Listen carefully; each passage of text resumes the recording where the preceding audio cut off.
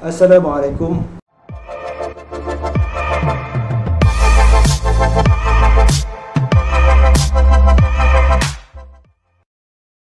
Alhamdulillah, sahabat-sahabat, dengan rahmat dan perkenan Allah Subhanahu Wa Taala, bertemu kembali kita dalam siri ke-15 Goal Forever hari ini, di mana dalam siri ke-10 hingga siri ke-14 mesej ditujukan khusus kepada mahasiswa IPT. Dalam siri ke-9 sebelum ini dibincangkan bank-bank pusat meningkatkan cetakan mata wang masing-masing. Sebenarnya ianya telah dibuat sejak sekian lama, tapi bezanya hari ini kuantiti yang hendak dicetak luar biasa besarnya. Nilai mata wang kertas jatuh, justru kuasa membeli rakyat turut berkurang. Namun kesannya bukan esok, menyebabkan ramai tidak sedar. Kenapa Allah kirim virus corona? Ini tajuk perbincangan kita pada hari ini. Tentu ada hikmahnya. Kita semua maklum bahawa Allah Subhanahu Wa Taala yang ciptakan bumi dan diamanahkan kepada manusia. Disediakan pelbagai sumber alam semula jadi seperti sungai yang bersih airnya, laut sebagai sumber makanan dan bahan mineral, hutan belantara, gunung, bukit bukau, udara dan sebagainya. Segala bentuk kekayaan di bumi adalah untuk manusia uruskan dan agihkan secara adil dan saksama. Namun, ada sebilangan manusia yang telah melakukan ketidakadilan. Mereka menjadi tamak dan mahu bolot lebih daripada yang sepatutnya mereka perolehi. Oleh sebab itu Allah Subhanahu Wa Taala kirim virus corona. Kita lihat dalam surah Ar-Rum ayat 41, timbul kerosakan dan bala bencana di darat dan di laut disebabkan oleh tangan-tangan manusia itu sendiri.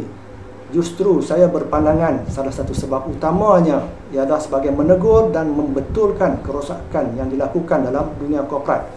Mereka-mereka yang Allah Subhanahu Wa Taala beri amanah kuasa dan kekayaan telah tidak lagi mematuhi peraturan dan etika yang baik dalam menjalankan pentadbiran dan bisnes. Ada kata-kata, if you want to test a man, give him power.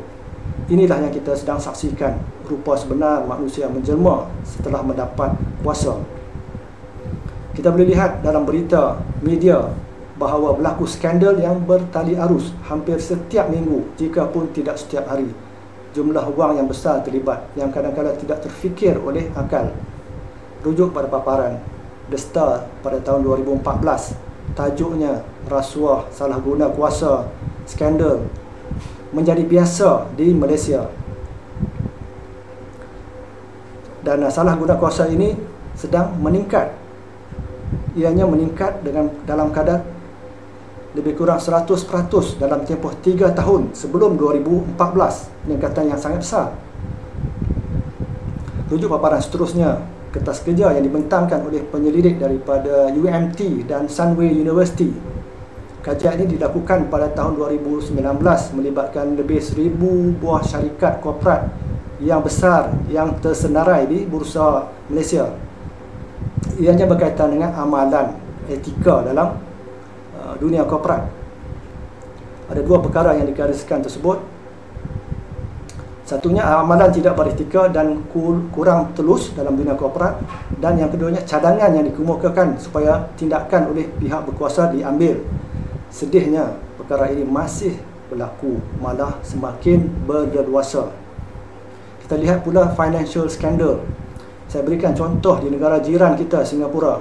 Pada tahun 1995, Nick Leeson, satu nama yang terkenal ketika itu, seorang rogue trader, telah melakukan betting sehingga menjadi punca jatuhnya sebuah bank yang besar di Singapura, Barings Bank. Sejak itu skandal tidak berkurang juga, dan terkini kita boleh lihat Hin Leong Oil Trader. Mereka telah melakukan salah guna kuasa, iaitu amalan accounting yang agresif, dan semua kita terpaksa membayar harganya. Hakikatnya, apabila krisis pandemik berlaku, ianya sekaligus membongkar kerosakan yang sedang dilakukan oleh mereka dalam bisnes, seperti penipuan akaun, salah guna kuasa dan sebagainya. Semakin lama, makin besar kerosakan tersebut. Bila kita rujuk kepada Hin Leong Oil Trader di Singapura sebentar tadi, mereka tidak melaporkan, mereka menyembunyikan kerugian lebih 800 juta dolar dalam penyata akaun. Kerugian tersebut adalah di tahun-tahun sebelum ini lagi. Justru rahsia kreatif accounting mereka hanya terdedah tidak dapat disembunyikan lagi selepas dilanda krisis virus hari ini. Bisnes seperti ini umpama house of cards. Bila tiba angin, maka rebahlah ia dan digantikan dengan bisnes baharu. Inilah antara contoh peluang yang wujud semasa krisis. Ada kata-kata hikmah, if you want to destroy a man, give him everything.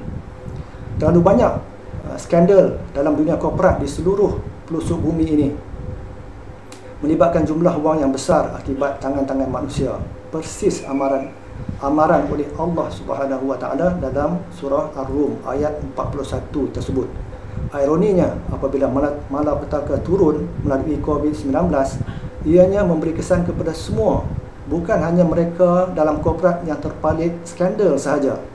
Fikirkanlah sahabat-sahabat.